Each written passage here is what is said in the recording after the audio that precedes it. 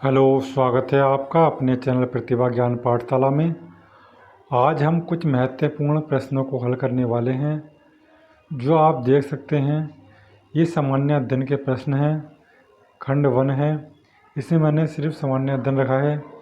कुछ प्रश्न मैं आपको कराऊंगा और 5 प्रश्न आपके होमवर्क के होंगे। आप देख सकते हैं कि आपकी कितनी तैयारी है। यदि आप जो मैंने 5 प्रश्न दिए हैं आपको होमवर्क के लिए, यदि आप उसमें से 5 में से 4 कर सकते हैं तो आपकी तैयारी बहुत ही अच्छी लेवल की है। यदि आप उसमें से 5 में से 1 या 2 कर पाते हैं तो आपको और अपनी तैयारी बेहतर करने की ज़रूरत है। इसलिए मैं आपको लास्ट में 5 प्रश्न होमवर्क के लिए देने वाला हूँ। चलिए, बाकी मैं आपको हल कराऊंगा। शुरू करते हैं। आज का पहला प्रश्न है, भारतीय संविधान की प्रस्तावना निम्नलिखित में से किस दस्तावेज कानून पर आधारित है? देख सकते हैं आप, नेहरू रिपोर्ट, उद्देश्य संकल्प, भारत सरकार अधिनियम 1935, भारतीय स्वतंत्रता अधिनियम 1947। तो ऑप्शन नंबर कौन सा हो जाएगा? ऑप्शन नंबर आपका बी हो जाएगा, क्योंकि नेहरू द्वारा प्रस्तुत उद्देश्य प्रस्ताव के आधार पर ही क्या किया गया था? भारतीय संविधान की प्रस्तावना को अपनाया गया था, या कह सकते हैं कि लागू किया गया था। अगला प्रश्न है, the Indian constitution cornerstone of a nation पुस्तक के लेखक कौन है? तो ये ऑप्शन है आपके सामने, Granville, Austin, Prabhu Chawla, Susan Rudolph, MP Singh. तो ये कौन है? ग्रेनविल ऑस्टिन है, इसका आंसर हो जाएगा। अगला प्रश्न है, निम्नलिखित में से भारतीय संविधान का कौन सा अनुच्छेद संविधान संशोधन की प्रक्रिया की विवेचना करता है? तो देखिए कौन सा करता है, देख सकते हैं कौन करता है। देखिए, अनुच्छेद 280, अनुच्छेद 352, अनुच्छेद 360, अनुच्छेद 368। तो क्या पूछा गया? संविधान संशोधन की प्रक्रिया किसमें है? सबको पता होगा, 368 के तहत संविधान में संशोधन किया जाता है। किसके तहत? 368 के तहत संविधान में संशोधन किया जाता है। अगला प्रश्न है, निम्नलिखित में से कौन सा अनुच्छेद पंचायतों की वित्तीय स्थिति के पुनरावलोकन हेतु वित्त आयोग के गठन का प्रावधान करता है? तो कौन सा करता है? वित्त आयोग के पंचायत के लिए कौन करता है? ये आपका देखिए, पंचायतों की वित्तीय स्थिति के पुनरावलोकन हेतु कौन सा आयोग के गठन का प्रावधान कौन करता है? कौन सा अनुच्छेद? तो ये अनुच्छेद आपका 243 झ में है। आप देख सकते हैं, ये बहुत ही महत्वपूर्ण प्रश्न करा रहा हूँ मैं आपको। यदि आप इसको अच्छी तरह देख के चलते हैं तो आपको आगामी परीक्षाओं के लिए बहुत ही हेल्प होने वाली है। अगला प्रश्न है, भारतीय संविधान के किस अनुच्छेद में निजता के अधिकार की परिकल्पना की गई है? तो निजता का अधिकार कौन सा अनुच्छेद में दिया गया है? अनुच्छेद 21 में दिया गया है निजता का अधिकार। अगला प्रश्न देख लेते हैं, निम्नलिखित में से कौन सा संविधान सभा का संवैधानिक सलाहकार था? तो आपको यहाँ पर संवैधानिक सलाहकार बताना है। Rajendra Prasad, BR Ambedkar, BN Rao, JL Nehru. तो कौन था यहाँ? BN राव जी थे। कौन? BN Rao ji. Option number C सही हो जाएगा। अगला प्रश्न है, भारतीय संविधान की कौन सी अनुसूची केंद्र और राज्यों के बीच विधायी शक्तियों के विवरण का विवेचन करती है? तो अनुसूची 7 करती है। ऑप्शन नंबर C यहाँ पर बिल्कुल राइट उत्तर हो जाएगा। अगला प्रश्न है, भारत द्वारा आयोजित G20 सम्मेलन 2023 में निम्न में से किस देश के समूह को सदस्य बनाया गया? ऑप्शन है नेपाल, पाकिस्तान, बांग्लादेश, अफ्रीकन यूनियन। तो ऑप्शन नंबर D ही सही हो जाएगा, अफ्रीकन यूनियन थे। अगला प्रश्न देख लेते हैं कौन सा है।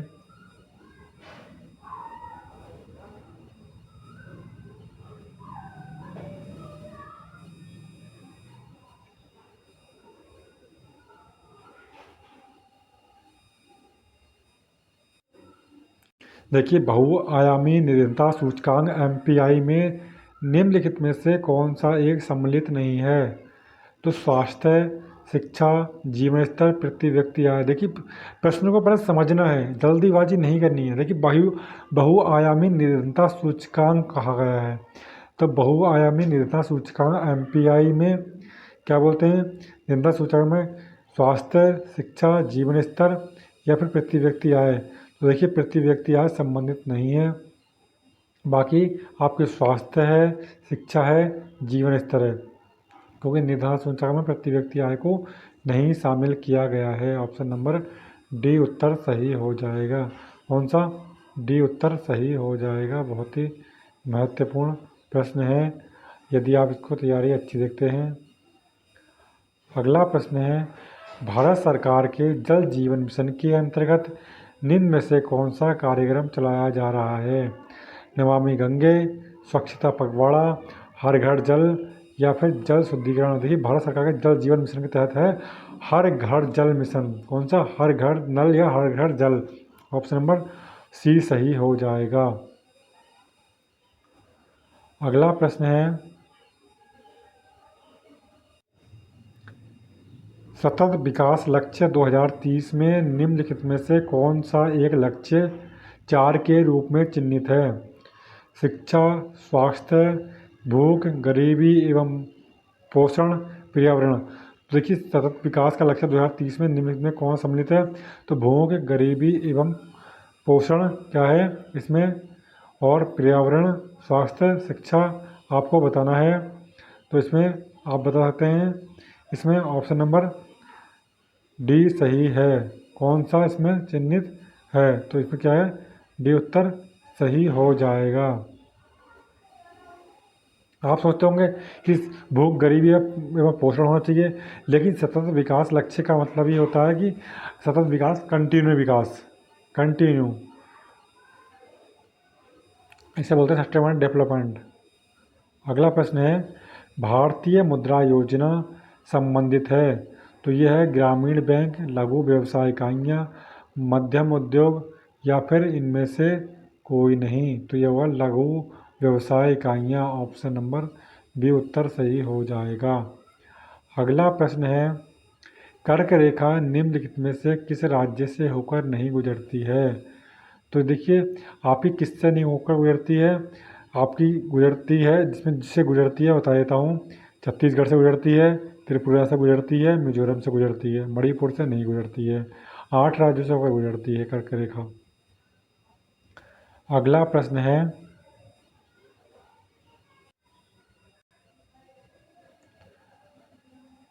बोकारो स्टील संयंत्र का विकास निम्न में से किसके सहयोग से किया गया था?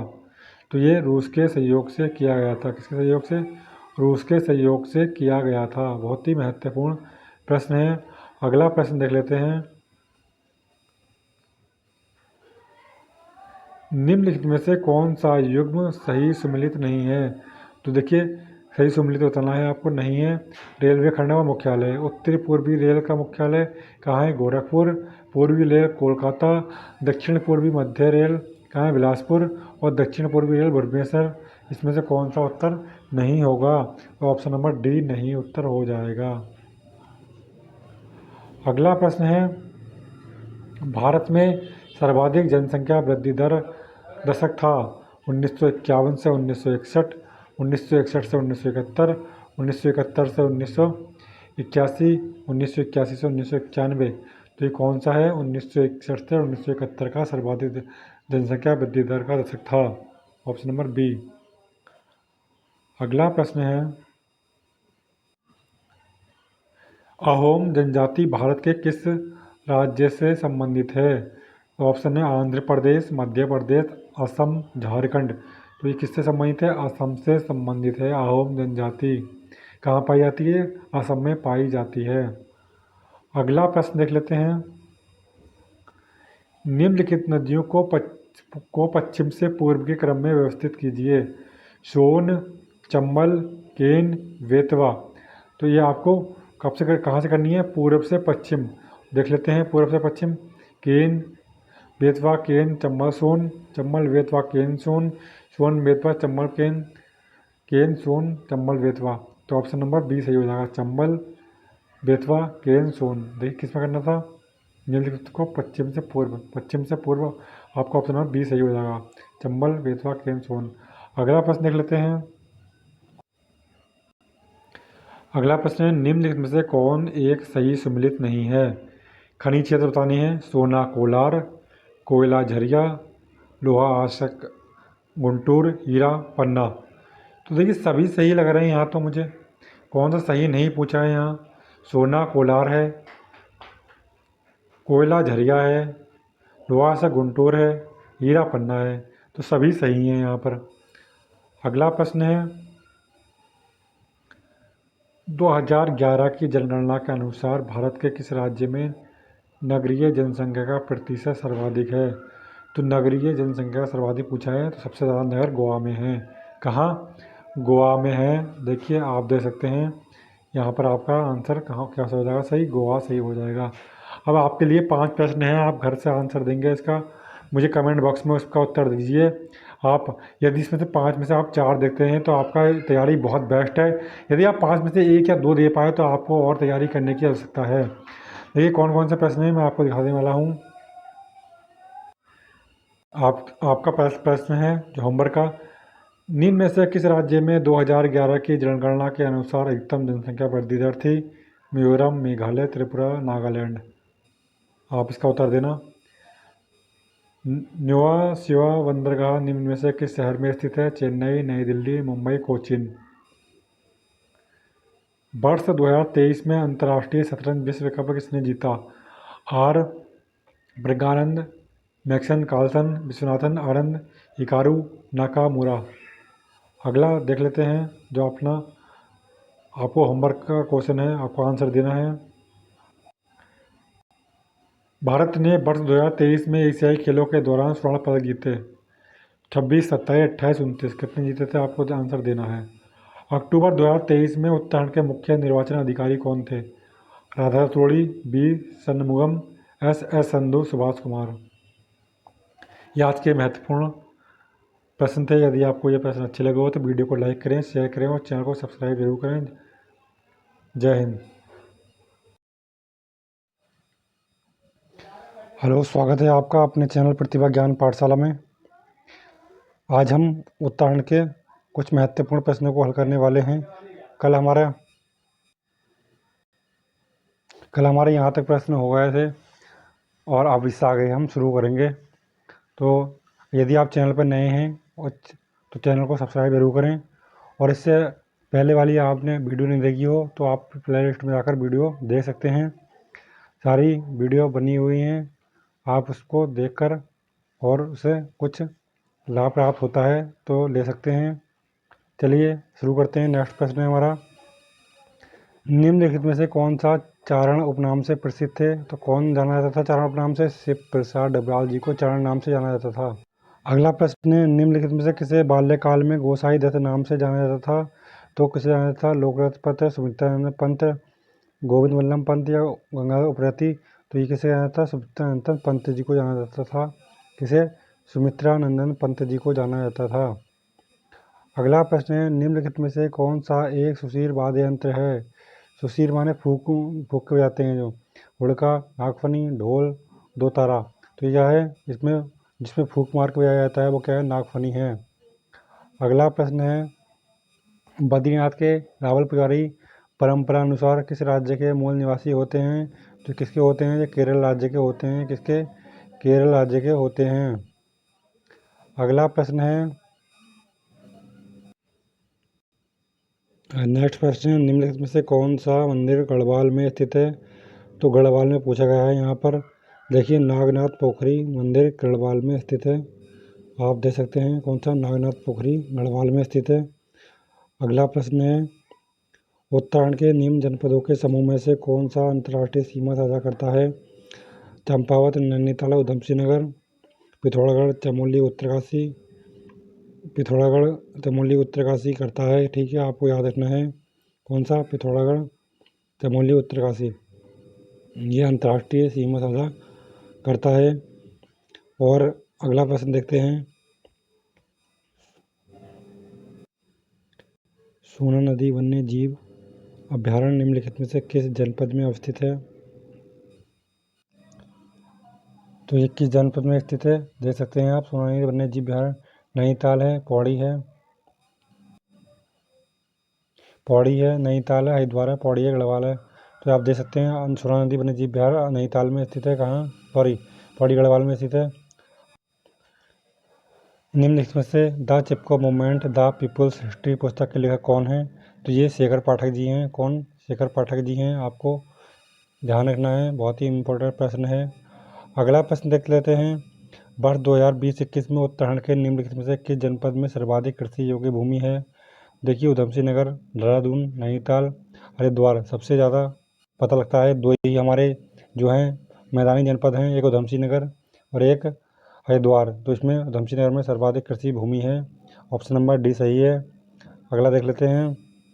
निम्नलिखित में से को सही सम्मिलित करना है, आपको सही कूट का चुनाव करना है। देखिए यहाँ पर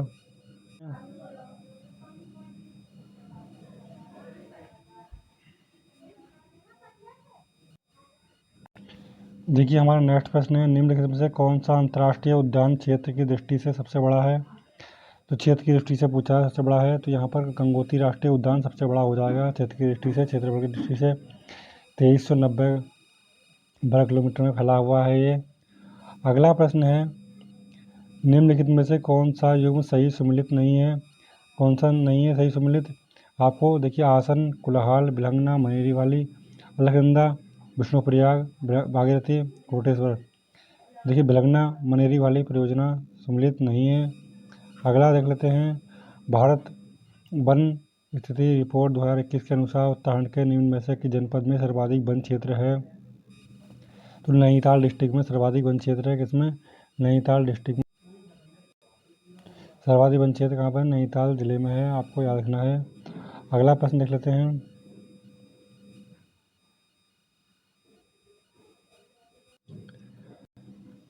भारत वन स्थिति रिपोर्ट 2021 के अनुसार उत्तराखंड के निम्न में से किस जनपद में सर्वाधिक वन क्षेत्र है?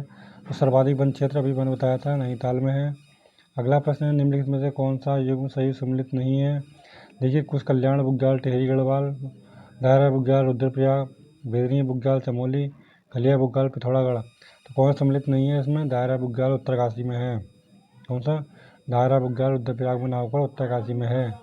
अगला प्रश्न है, टिहरी दरबार ने वर्ष 1928-29 में वन सलाहकार के रूप में डॉक्टर एफ हेस की सेवाएं ली।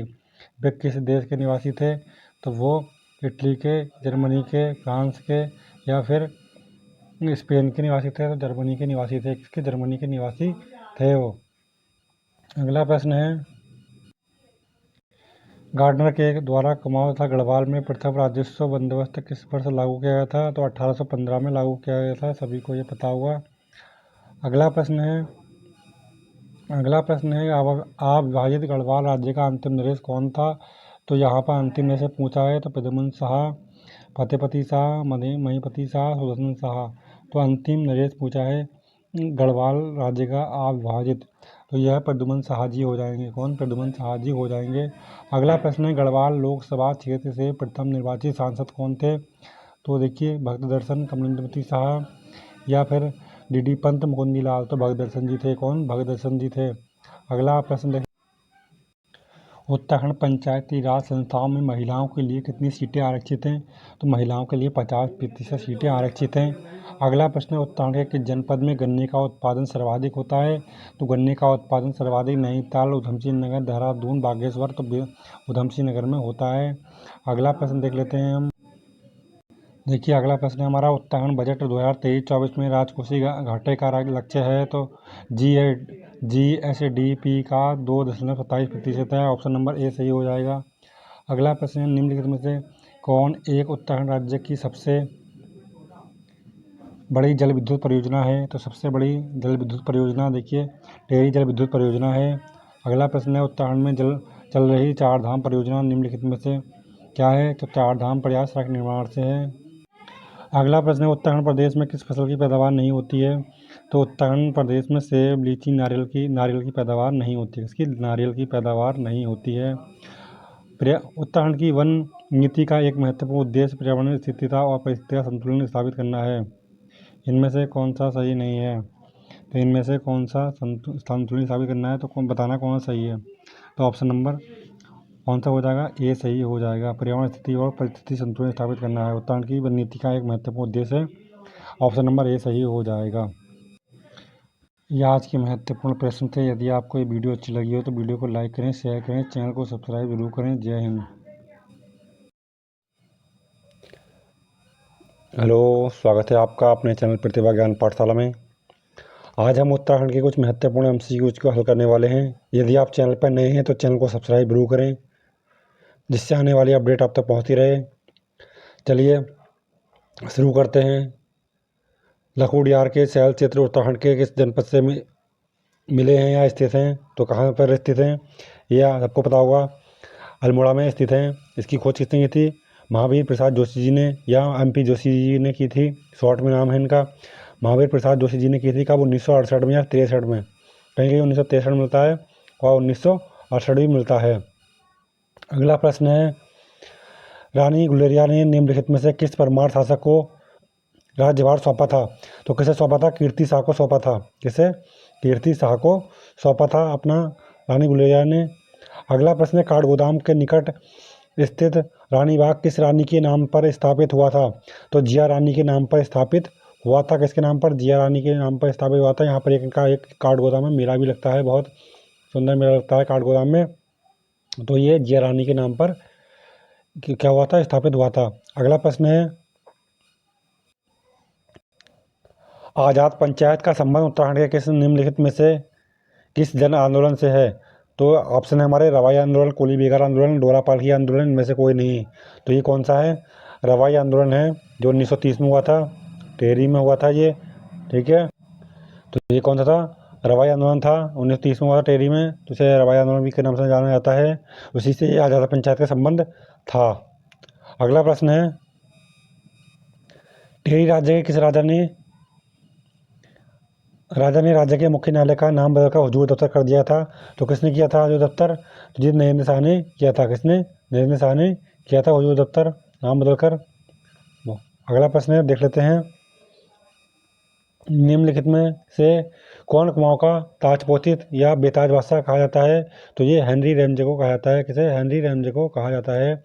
बहुत ही महत्वपूर्ण प्रश्न है। हेनरी रैमजे 1957 में इन्होंने अपना ये बने थे कमिश्नर, कुमाऊं कमिश्नर, इसलिए किसे कहा जाता है? हेनरी रैमजे को कहा जाता है। इन्होंने बहुत जनता के लिए बहुत अच्छे प्रयास किए थे, कुछ हद तक कह सकते हैं, इसलिए इन्हें कुमाऊं का बेताज बादशाह कहा जाता है। अगला प्रश्न है,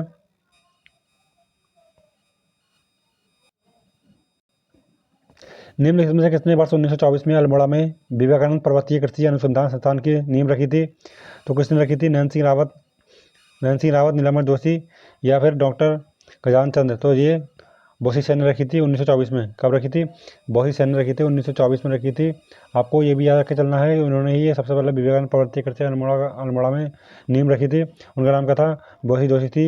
यह कभी कभी मिलता है BS जो, ठीक है, कौन? बोसी सेन, सॉरी, बोसी जोशी नहीं, बोसी सेन। ठीक है, बोसी सेन का आपको नाम रखना है। 1924 में की थी उन्होंने, अल्मोड़ा में की थी। अगला प्रश्न है, कुमाऊं परिषद का तृतीय वार्षिक अधिवेशन निम्नलिखित में से किस स्थल पर आयोजित किया गया था?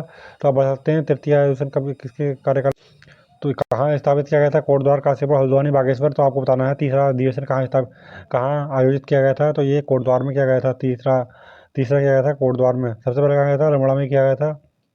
आपको ये भी याद रखना है। और इसकी अध्यक्षता किसने की थी? जया जोशी ने की थी, और पहले वाले की। ठीक है, बाकी मुझे आप क्रमशः इनका नाम और कब कब इनका आयोजन हुआ था और किस किस की अध्यक्षता में हुआ था, आप मुझे इसका उत्तर कमेंट बॉक्स में बता सकते हैं। अगला प्रश्न है, निम्न में से कौन सा उत्तराखंड निवासी आज़ाद हिंद फौज INA से संबंधित था? तो प्रश्न है हमारे, जो हमारा प्रश्न था, क्या देखिए ध्यान से समझिए, यहाँ पर आपको जल्दीबाजी नहीं करनी है। निम्नलिखित में से कौन सा उत्तराखंड निवासी आज़ाद हिंद फौज INA से संबंधित था? तो ऑप्शन है बलभद्र सिंह नेगी, धीरवान सिंह नेगी, गरुड़ सिंह नेगी, चंद्र सिंह नेगी। तो ये हमारे कौन है? चंद्र सिंह नेगी जी हैं। बहुत ही महत्वपूर्ण प्रश्न है। दरबार सिंह नेगी भी नहीं है, ये भी नहीं है, ये भी नहीं है, ये भी नहीं है, हमारे चंद्र सिंह नेगी जी हैं। अगला प्रश्न देख लेते हैं, अगला प्रश्न है हमारा, निम्नलिखित में किसने वर्ष 1924 में अल्मोड़ा में विवेकानंद प्रवर्ती कृषि अनुसंधान संस्थान की नींव रखी थी? तो किसने रखी थी? ये बोसी सेन जी ने रखी थी, 1924 में रखी थी। कब? 1924 में बोसी सेन जी ने रखी थी। आपको ध्यान रखे चलना है। अगला प्रश्न है, वहाँ परिषद का तृतीय वार्षिक अधिवेशन निम्नलिखित में से किस स्थल पर आयोजित किया गया था? तो ये कोटद्वार में किया गया था। कहाँ? कोटद्वार में किया गया था। और एक पहला अधिवेशन कहाँ हुआ था? अल्मोड़ा में हुआ था पहला। इसकी अध्यक्षता करने की थी जय जोशी जी ने की थी। अगला प्रश्न है, निम्नलिखित में कौन उत्तराखंड निवासी आज़ाद हिंद फौज से संबंधित था? तो बलभद्र सिंह नेगी, दरबार सिंह नेगी, गौर सिंह नेगी या चंद्र सिंह नेगी? तो इनमें से कौन था पूछा गया है। तो ये हमारा चंद्र सिंह नेगी जी हो जाएंगे। ये नहीं होंगे, ये नहीं, ये नहीं। ठीक है, आपको याद रखना है, प्रश्न को सही तरह समझना है, उसके बाद आंसर देना है। अगला प्रश्न देख लेते हैं। वर्ष 1936 में गढ़वाल सेवा संघ की स्थापना कहाँ गई थी? तो ये गढ़वाल सेवा संघ की स्थापना इलाहाबाद, दिल्ली, देहरादून या लखनऊ, ये कहाँ गई थी 1936 में? या 1938 में हुआ था। यहाँ देखो थोड़ी सी डेट गलत है, 1938 में कह सकते हैं आप। 1938 में की गई थी, दिल्ली में की गई थी। कहाँ? 1938 में दिल्ली में। दिल्ली में 1938 भी लिखा हुआ मिलेगा, तो आपको 38 सही रखना है। यहाँ 36 रखा है, 36 भी सही मान सकते हैं क्योंकि यहाँ 36 है खाली। लेकिन अगर ऑप्शन में दिया होता तो 1938 आपका राइट उत्तर हो जाता। अगला प्रश्न है, लोसार पर्व का संबंध उत्तराखंड की जनजाति से है। तो लोसार पर्व मनाया जाता है जाड़ और भोटिया से संबंधित है। किससे? जाड़ और भोटिया से संबंधित है आपका लोसार पर्व। बहुत ही महत्वपूर्ण प्रश्न है, सारे के सारे आप दे सकते हैं। अगला प्रश्न, दसोली ग्राम स्वराज्य की स्थापना किसने की थी? तो ये किसने की थी? दसोली ग्राम चंडी प्रसाद भटजी ने की थी। आपको दिखाई देता होगा आंसर। तो ये किसने की थी? किसने की थी? ये चंडी प्रसाद भटजी ने की थी। बहुत ही महत्वपूर्ण प्रश्न है। अगला प्रश्न देख लेते हैं कौन सा है। ये हमारे आज की महत्वपूर्ण प्रश्न थे, इससे आगे प्रश्न नहीं है।